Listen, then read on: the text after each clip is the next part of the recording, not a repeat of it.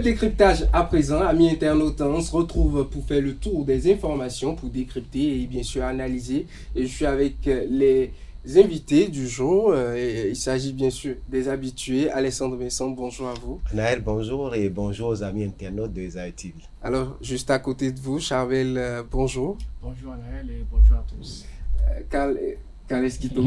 Ça va de soi, hein. Bonjour.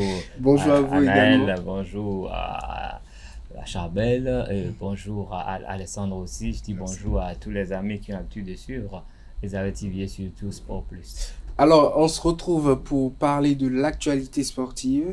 L'actualité la plus importante, c'est bien sûr la liste du sélectionneur national du Bénin, Gernot Rohr, qui a présenté les 25 guépards qui devront participer aux éliminatoires des 5e et 6e journées pour la Coupe du Monde 2026. Une liste qui sort avec des absents, des présence également, des retours dans cette liste. On retrouve également une nouvelle tête. Déjà, Alessandre Vincent, comment avez-vous reçu ces 25 joueurs qui composent la liste de Gernot Rohr? Ben, vous savez, quand vous prenez la liste dévoilée hier par Gernot Rohr, vous verrez d'abord la première observation, c'est que vous sentez déjà qu'il est resté dans la continuité. Il a essayé de garder le noyau dur qui lui a permis de valider la qualification du Bénin pour la CAN Maroc à venir. Et maintenant, à cela, il a ajouté ceux avec qui il était déjà en échange. Il a permis à d'autres. Puisque sur les anciens, il y a certains qui sont déclarés blessés officiellement. Donc, il n'a pas autre alternative que de les faire échanger, de les échanger du moins en convoquant d'autres. Donc, pour moi, quand je prends la liste des 25 dévoilé hier, je dis simplement qu'il a fait dans la mesure du possible en gardant ceux qu'il a sous la main et en faisant rentrer d'autres pour pouvoir leur donner la chance également de pouvoir faire l'aventure au niveau de la sélection nationale. Alors, Charbel, une liste de 25 avec des absences. Alessandre Vincent l'a dit, des absences par faute de blessures, Cédric Nkondi et bien sûr Tosin Aegon, et des absences disciplinaires également pour Olivier Verdon. Comment vous recevez cette liste-là avec ces absents? Anna, je pense que le sélectionneur nous a habitués quand même à nous surprendre à chaque conférence de presse, il faut le dire comme ça. Et moi, je pense que cette liste qu'il a fait sortir hier, c'est une liste qui, pour moi, déjà, ma première impression, c'est que c'était une liste un peu surprenante, en fait. Parce que je ne m'attendais pas à voir certaines personnes sur la liste quand même qui sont là. Vous l'avez parlé tantôt des absences. C'est-à-dire qu'on dit qui est blessé, Tosin Aegon qui est blessé, c'est malheureux. Ils ne seront pas de la partie. Olivier Verdon qui a été exclu pour sanction disciplinaire. En quelque sorte, le sélectionneur a parlé de manque de communication qui n'a pas permis de bien situer l'état du joueur pour participer à ces échéances. Et là, moi, j'ai un petit bémol à propos de cela. Si un garçon qui, je pense, tu dois parler en matière des défenseurs que nous avons aujourd'hui, qui évoluent dans le club, le seul qui est plus en jambe à l'état actuel, c'est bien. C'est Olivier Verdon qui multiplie, capitaine de son équipe, qui multiplie les bonnes performances avec son club. Malheureusement, il ne sera pas de la partie parce qu'on a dit sanction disciplinaire. Le fait, c'est vrai qu'il y a un passé pour le joueur, parce qu'il a été appelé dernièrement où il n'avait pas répondu présent au rassemblement. Heureusement, juste après la conférence de presse, il a fait une sortie sur les réseaux sociaux, sur son compte Insta d'ailleurs, pour déclarer officiellement les raisons de son absence la dernière fois. Et ma foi, je ne suis pas dans le secret des dieux, mais je pense que je fais partie de ces personnes-là qui a eu à voir l'image de la blessure dont il parlait. C'était vraiment horrible, c'était vraiment une blessure, je ne sais pas, il a évoqué le fait qu'il fallait, avec son club, donc je ne sais pas comment la communication ne va pas passer entre l'équipe nationale et le club et le joueur qui est l'élément principal. Il y a peut-être un dessous de table qu'on ne nous dit pas. Sinon, moi, j'ai eu l'image, quand Gernot Rohr vient dire à la conférence de presse qu'il n'a pas eu l'image, et qui n'a pas eu d'explication. Vous avez vu l'image avant la conférence de presse? Bien avant l'image. L'image est sortie, temps. je pense, quelques semaines juste après les spéculations autour de son absence. Et moi, j'ai vu, j'étais terrifié. J'ai dit, ah, donc le gars, il a quand même raison de rester dans son club pour avoir les meilleurs soins possibles. Parce que je ne pense pas que... un retour en équipe pourrait aggraver la blessure. Bien sûr, et encore que la blessure a été contractée lors de sa dernière présence en équipe nationale. Donc, bon, bref, on va pas spéculer là-dessus, mais je pense toujours qu'il y a anguille sous roche, certainement. L'avenir nous le dira. Mais en gros, je pense que c'est une liste qui, ma foi, est la bienvenue avec de nouvelles têtes. Le jeune Candace Fiorbe qui va rejoindre pour la première fois la tanière. Oui, on en parlera évidemment tout à l'heure. Carles Kitome, une liste de 25. Olivier Verdon, absent, et bien sûr la présence d'un nouveau dans le club. Non, mais je dirais que globalement, Gernot Rohr est resté fidèle à lui-même. Je n'ai rien vu de nouveau en lui. On peut parler de surprise, mais il a toujours été comme ça et il a toujours fait des choix qu'on a critiqués par endroits. Mais dans sa logique, il est resté fidèle dans sa logique par rapport à tout ce qu'il a fait. Là, ces noms-là, on pourrait quand même s'attendre à voir plusieurs. Il a quand même un noyau dur qu'il a maintenu et il essaie de compléter un peu. Mais c'est vraiment déplorable cette sanction qui vient alors que c'est au moment où on a le plus besoin de ce joueur. Parce que quand c'est l'équipe telle qu'elle est aujourd'hui, il fallait tout faire pour que Olivier Verdon puisse être de la partie. Parce que là maintenant, je pense que nous allons assister à une nouvelle composition au niveau de la charnière. Justement, tout va changer au niveau de la charnière défensive, forcément, parce que les cadres ne sont pas là et Olivier Verdon aurait été là pour jouer le rôle central pour que les autres puissent grandir à ses côtés, mais il n'est pas là. Ça veut dire, mais ce n'est pas encore, il n'y a pas payé dans la demeure. Je crois qu'il fait confiance à ceux qu'il a convoqués et qu'il saura quand même les mettre ensemble, il saura créer l'harmonie, la complicité entre eux pour que notre défense reste performante. Sinon, on puisse nous montrer un nouveau visage d'ailleurs. Et c'est ce qu'il a souhaité. Parce qu'en équipe nationale, ce n'est pas la chasse gardée de quelqu'un. Hein. Quand les gens deviennent plus performants et qu'ils ont de la complicité, tout de suite ils viennent là et puis c'est eux qui vont peut-être nous montrer ils vont nous faire regretter même, ils vont tout faire pour qu'on ne regrette pas l'absence des autres. Et moi c'est mon seul souhait parce que moi je suis Guépard et puis tout doit être fait pour que les Guépards gagnent, quelle que soit la situation. Alors, outre ces absences, vous l'avez évoqué tout à l'heure, une nouvelle tête dans l'équipe, Candace Fiorbe, qui a été le choix du sélectionneur béninois face à un certain Samson Akintola, puisqu'il devrait choisir entre les deux, et il a préféré... Oui, Samson Akintola, dont la situation a été régularisée dernièrement, donc je pense que c'est... Il a préféré la nouvelle tête. Oui, la nouvelle tête, parce que vous le savez, aujourd'hui maintenant, nous sommes dans une démarche où nous allons à la Coupe d'Afrique des Nations pour aller défendre un statut de quart de finaliste. Et quand vous allez à une compétition pareille avec ce statut, forcément, vous devez vous renforcer de tout part. Aujourd'hui, je pense que Samson Akintola, les trois derniers mois, il était un peu plus à jambe avec son club, mais depuis un moment, on ne le sent plus. Peut-être que ça s'est joué sur ces détails-là, mais le fait d'avoir appelé Candace Fiorbe, je ne pense pas que c'est exagéré. Est-ce qu'il a des atouts particuliers? Oui, Candace, aujourd'hui, je pense qu'il évolue, il faut le dire. Beaucoup ne le savent pas. C'est un joueur qui joue avec l'équipe de l'Atalanta Bergame en Italie.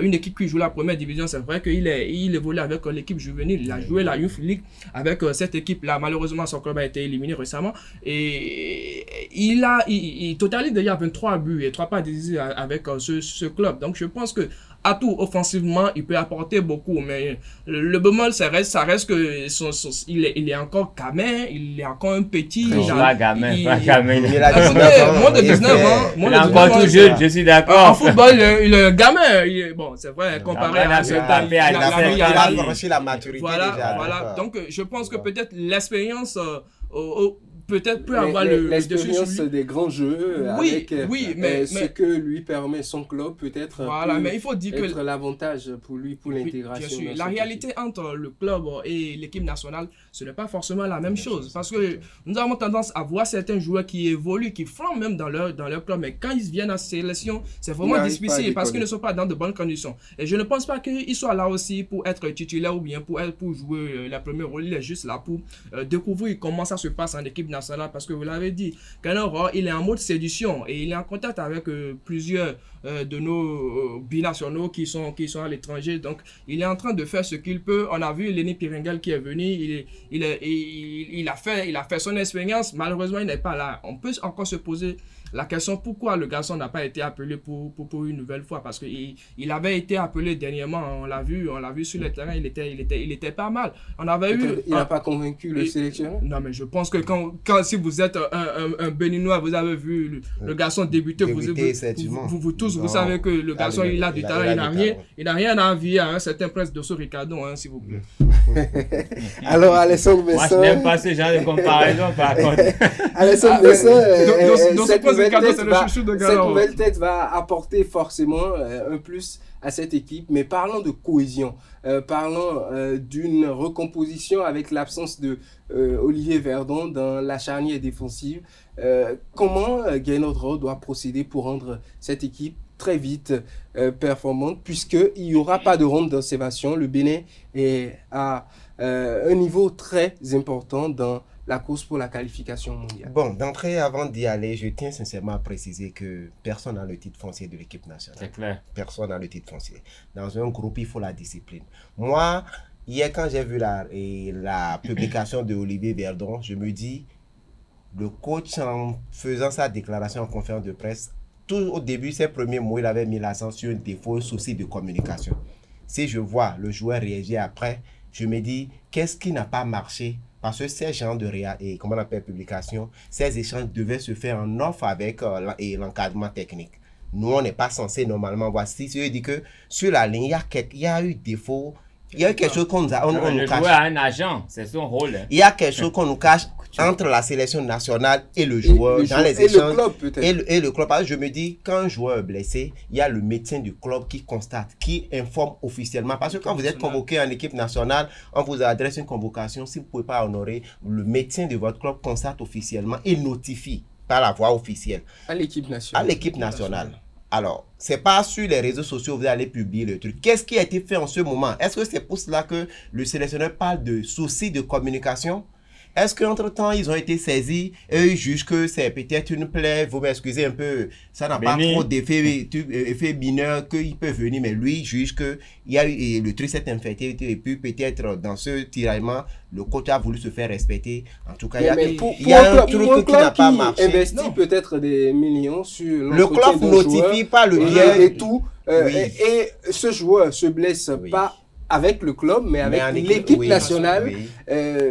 Est-ce que c'est pas logique pour ce club de préserver son investissement? On ne refuse pas au club de préserver son investissement. J'ai dit, quand un joueur est blessé, le médecin officiel du club fait le constat et adresse un courrier officiel pour saisir la sélection. Est-ce que ça a été fait? C'est fini. C'est pour ça que je dis, il y a un souci au niveau de la communication. Sûrement, on nous cache quelque chose. Parce que si le club ne l'a pas fait, si le club ne l'a pas fait, le sélectionneur est dans ses droits de pouvoir taper du poing sur la table. Nul ne détient le titre foncier à l'équipe nationale. Vous venez, vous respectez le groupe. Parce que quand on laisse ces gens de brèche, c'est vite fait, le désordre rentre dans la maison. Si entre-temps, ça a été notifié et qu'en retour, c'est de ce côté, on ne sait pas. Mais finalement, moi, je dis, sur ce dossier d'Olivier Verdon, les gens doivent pouvoir vraiment nous dire ce qui se passe. Parce que là, quand on voit la sortie du joueur, quelques heures pratiquement après l'intervention du coach pour se justifier, je pense qu'il y a vraiment mal donné.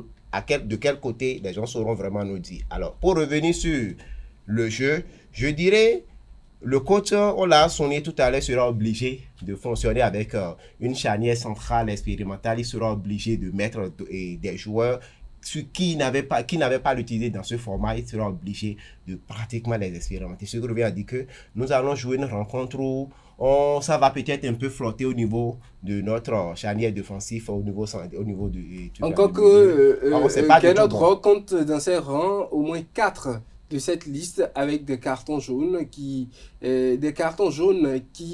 au cas où ces joueurs auront encore des cartons pendant le premier match, peuvent être suspendus. Bon, il saura comment Est-ce que l'équipe ne va pas rouler sur des freins? Non, je ne pense pas. Il saura vraiment, en concordant sa liste, il sait peut-être qui placer. Tout comme fait, on voit on a tout à l'heure dit qu'il a conservé son noyau. C'est dit quand même qu'il sait comment jouer sur son truc. Maintenant, je vais revenir sur le jeune Candace Fiorbe qui est venu. Pour moi, je pense qu'il est vraiment la bienvenue. On l'a vu et du côté de l'Italie, ce qu'il a fait, on a vu. Mais j'aimerais bien inviter pratiquement toute la presse sportive à ne pas trop lui donner un poids. On est en train, depuis hier où le Nord est sorti sur la liste, je pense que les titres, ça fuse et on est en train trop de fuir. Ça s'enflamme là. On s'enflamme, c'est le mot même ça. On s'enflamme. Je pense que nous, on est en train d'hisser le jeune.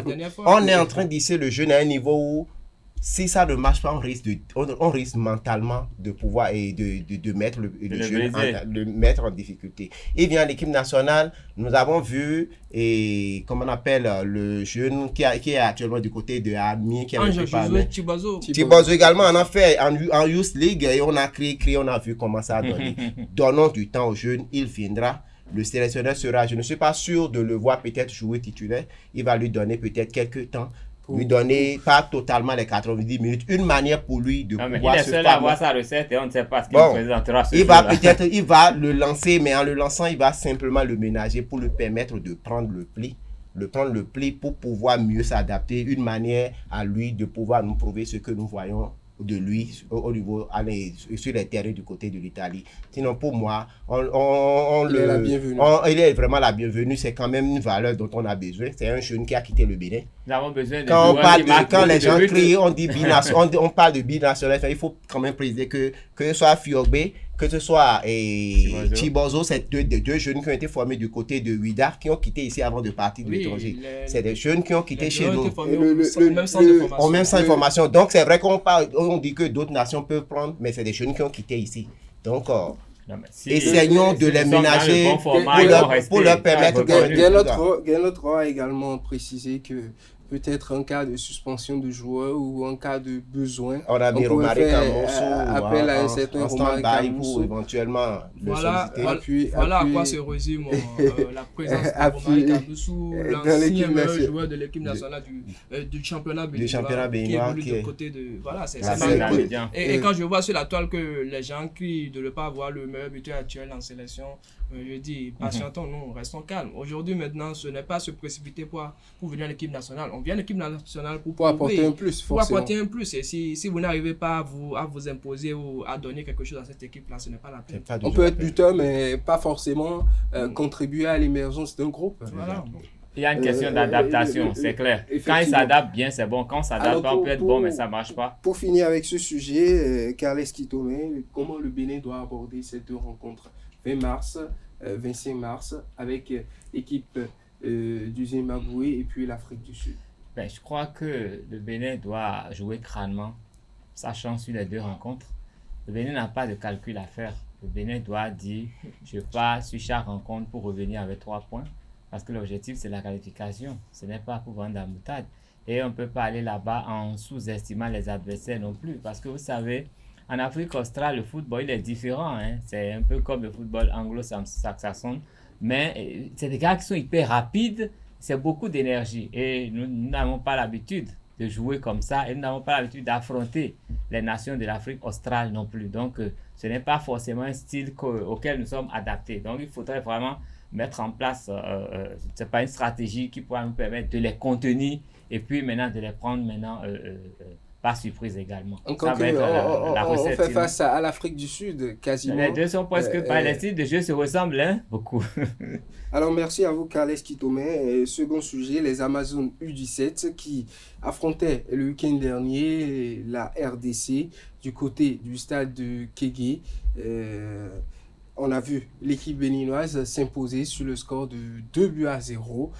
Pour vous, Chabel, c'était une surprise ou tout simplement une confirmation de cette équipe? Non, pas du tout, pas une surprise, c'est une victoire méritée. Cette équipe, moi, je l'ai vu évoluer lors du tournoi une fois. Et j'ai compris qu'elle peut apporter quelque chose. C'est vrai qu'au départ, ce n'était pas vraiment la grande forme, c'est pas carré d'avance. Mais vu la prestation que les filles ont livrée lors de ce tournoi-là, moi je me dis tout simplement que quand ils seront face à cette formation, ça va passer, ça n'a pas menti. Toute la rencontre, les filles étaient au-dessus de ces dames de la RDC. À aucun moment, elles n'ont été inquiétées. Elles auraient même gagné la rencontre avec un score un peu plus large. l'âge. Sinon que Romain Gandonou, qui a réussi à marquer le deuxième but à la fin du match, aurait même pu donner l'avantage 2 fois aux Amazones lors de la première période. Mais malheureusement, elle a manqué sa cible. Mais je pense que cette formation, elle est sur le bon chemin. Il faudrait tout simplement continuer le travail avec ces filles-là. Parce qu'il faut le dire, c'est des gamines qui la plupart évoluent dans le championnat local. On n'a pas de joueuses qui évoluent à l'extérieur. Non. On a un noyau qui est issu du championnat local. Donc cela prouve également qu'au niveau de notre championnat féminin, il y a quelque chose qui se fait. Parce que vous l'avez vu, l'exemple avec les filles, les seniors, c'était aussi pratiquement la même chose. Donc bravo à cette formation conduite par Ida Azonsou. Et j'espère vraiment que l'équipe va garder la tête froide lors de ce match retour et essayer de valider son ticket pour le 3e tour. Et pourquoi pas nous amener à une Coupe d'Afrique des Nations, à une coupe du monde U17. Ça sera la première fois et historiquement pour le Bénin. Alors Alessandre Besson, des jeunes filles qui ont eu la victoire, mais on a vu au niveau de la conférence de presse l'entraîneur de la RDC qui disait que c'était juste quelques erreurs d'adaptation et qu'au match retour, les 2 buts seront rapidement remontés et puis la victoire peut être très facile pour cette équipe de la RDC du côté de Kinshasa. Et dans quel état d'esprit l'équipe béninoise doit entrer dans cette match pour pouvoir s'imposer? Bon, je dis que le coach de la RDC, Bailon, est dans son rôle. Bailon, pour lui, c'est une manière peut-être de remonter ces joueuses, de pouvoir les doper le moral pour qu'elles puissent vraiment revenir. Mais quand on prend l'ensemble des 90 minutes jouées du côté du stade de Kégué, on a quand même l'adaptation, on n'a pas pu se faire en 90 minutes. La question n'est pas dessinée, mais je vais placer un petit mot. La dernière fois avec les seniors, c'était ce que le sélectionneur de la Serrane, il disait que c'était parce que le match se jouait sur une pelouse naturelle et que quand ils ont aussi synthétique. sur un terrain synthétique, après le score était plus grave. Ils ont pour moi, je dis, quand on prend l'ensemble des 90 minutes jouées du côté du stade de Kégué, on a quand même vu nos filles qui ont démontré de quoi elles sont capables, même s'ils restent. Mais je pense que quand on prend l'équipe béninoise, sur 3 ans, on est sur une progression, il y a une marge de progression qu'on est en train de noter. C'est ce résultat avec l'entraîneur Abdoulaye Ouzero il y a 2 ans en arrière, si je ne me trompe pas, face aux Marocaines qui nous a fait qu'on était exempté du premier tour. On s'est retrouvé, on est rentré en compétition pour le second tour. C'est dit quand même qu'il y a une production, il y a un résultat qui se dessine un peu. Et face aux Congolais, face aux Léopards, les filles, elles ont montré, elles pouvaient bel et bien, comme l'a dit Nel, elles pouvaient bel et bien plier la rencontre depuis Lomé. Elles pouvaient marquer assez de buts, comme on a eu à dire avec les seniors face aux Seracunes du côté de Kégué. Mais je pense qu'elles ont fait l'essentiel. Et du côté maintenant de Kinshasa, il va falloir leur parler. C'est de très jeunes filles. C'est des U17, il va falloir vraiment leur tenir le discours qu'il faut pour qu'elles aient la tête sur les épaules, pour qu'elles puissent se contenir, se concentrer, parce que la fête, on fera la fête après les 90 minutes du côté de Kinshasa. Donc il faut tenir le discours. Les filles, elles sont capables de passer ce tour. Elles ont montré à moitié du côté de Lomé.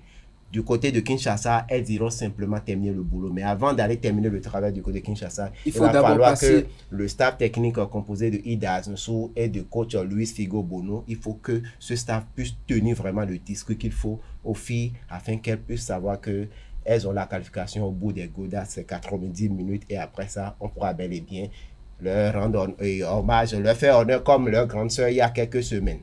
Alors, Carles Kitome, je suis surpris et c'est une confirmation aussi pour moi parce que vous savez, quand on parle de football, la RDC, c'est pas n'importe qui. Donc, pour moi, ça veut dire de sacrés adversaires. Et donc, mentalement, les Béninois se sont préparés pour contenir cette fougue et vraiment, elles ont pu prendre le dessus. Maintenant, il reste à confirmer. Mais à confirmer comment? En restant concentrés.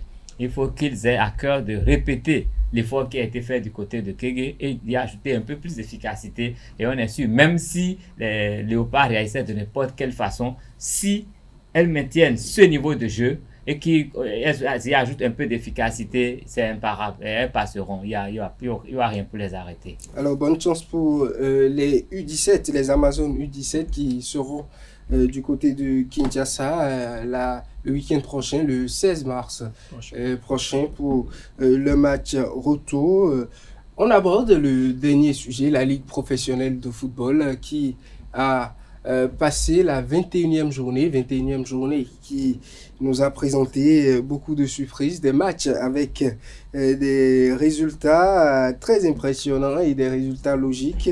On prend du côté de la poule A, on a vu un certain Dadje qui après l'entame difficile avec Boa de Sinandé, s'est finalement imposé dans sa rencontre 4-2. Dadje qui confirme sa suprématie carrément sur cette poule-là du côté d'Aplahoui. Oui, Dadje a su faire parler l'expérience. C'est l'expérience qui a pris le dessus. Et la dernière fois du côté face à Boa, parce qu'on a vu cette formation de Boa de Sinandé depuis l'entame de la phase retour. C'est une équipe quand même qui a commencé par savoir bien voyager. C'est une équipe qui sait maintenant aller glaner les points, que ce soit à domicile ou à l'extérieur. Et Dadje a eu pratiquement la chance parce qu'on a vu comment le score du moins s'est évolué du côté. Et lors de cette rencontre, on a vu cette formation qui est allé au contact de Dadje sans gêne, qui n'a pas du tout... Sans complexe. Sans complexe, merci. C'est l'équipe qui a quand même cherché à titiller Dadje, mais à l'arrivée, comment l'entraîneur de Dadje a su placer ce qu'il faut, tenir le discours qu'il faut, et Dadje quand même est sorti, a évité ce piège de Boa de Sinandé pour pouvoir prendre les 3 points. Je pense que pour un club qui quand même sait là où il va, l'objectif visé, je pense que toutes les rencontres sont des finales. Et quand vous savez que toutes les rencontres sont des finales, il faut savoir les jouer. Il faut savoir les jouer parce que comme on le dit, une finale, ça ne se joue pas, ça se gagne. Et il faut gagner toutes les rencontres. C'est ce que Dadje a fait lors de la précédente et lors de la dernière journée. Alors, Carles Chitomé, Dadje qui confirme avec cette victoire 4-2 face à Boa. Non, pleinement. Je crois que ce qui me plaît chez Dadje, ce n'est pas que la victoire, mais c'est la manière. Parce que c'est une équipe qui fait rouler la balle d'abord. C'est une équipe qui joue, il y a une certaine cohésion dans cette équipe.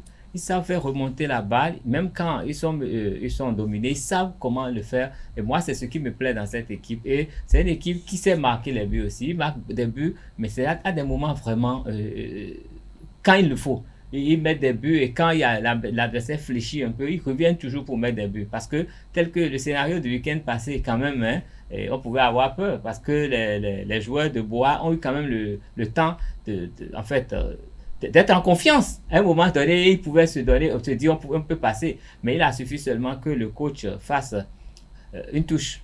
Hein, il a fait des changements à un moment précis et ça a changé la tournure. Donc ça veut dire que le coach a su jouer vraiment son rôle. Il a été efficace à 100%. Et ça a donné la victoire. Je salue cette victoire de Dadje. Mais je vais noter que dans cette poule-là, c'est tellement serré parce que j'ai pu noter qu'il y a eu 3 matchs nuls par le score de 0-0. Et quand nous voyons depuis le début du championnat, toutes les équipes peuvent battre, n'importe qui peut battre l'autre. Si vous voyez, Beke a fait des misères des gens avant de se faire surprendre par d'autres personnes. Podio qui se fait prendre et après prendre.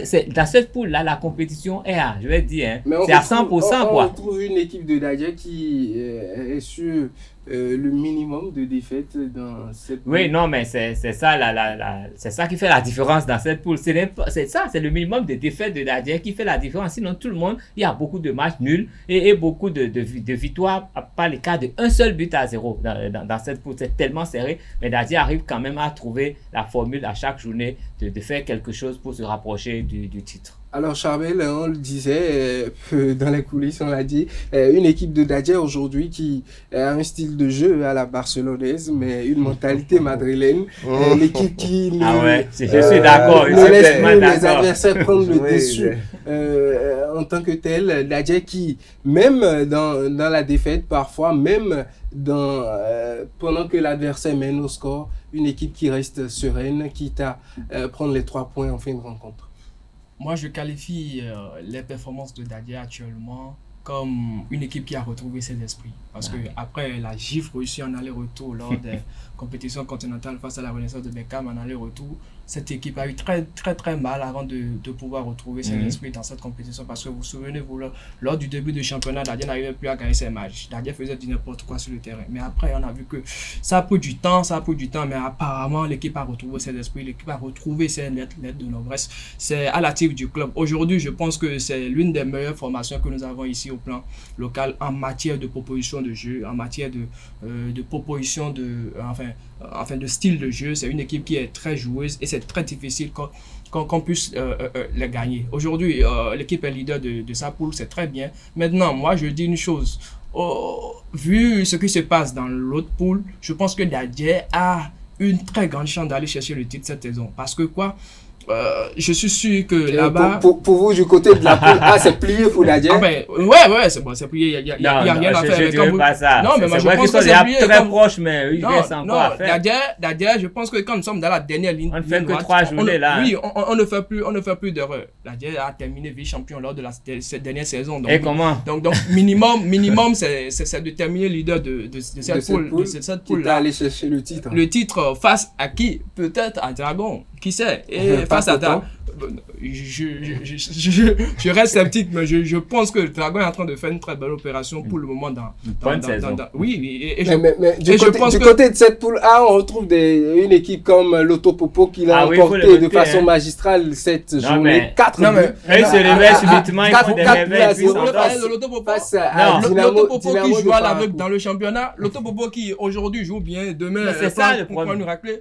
Je ne compte plus sur cette équipe-là, parce que après le recrutement que Loto Popo a eu à faire durant la saison, on a mis à la mi-saison, on a fait beaucoup d'espoir à cette équipe. Pratiquement une quinzaine de personnes sur le départ, les choses. Oui, c'est une équipe qui a été complètement remaniée. Mettre 4 buts à Dynamique de Parakou veut dire que Loto Popo s'est réveillé. Non.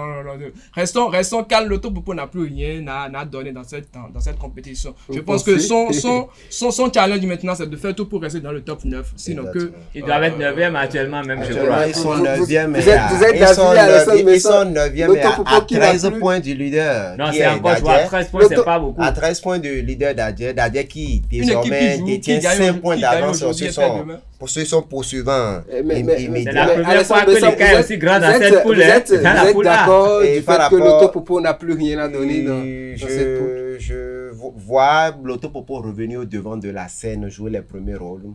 Je doute fort parce que c'est l'équipe qu'il faut avoir le courage de dire, n'a pas trop l'attente, ils n'ont pas comblé les attentes avec le recrutement de l'entraîneur et Pape Gueye, avec les joueurs qu'ils ont recrutés à l'international, avec tout ce qu'il y a eu comme mouvement, même au mercato maintenant, et le résultat que l'équipe a eu à donner sur le terrain. Je pense que ce qu'ils ont donné même cette saison, contrairement à ce qu'on a pu de voir Loto nous démontrer les saisons reculées, il n'y a pas une grande différence.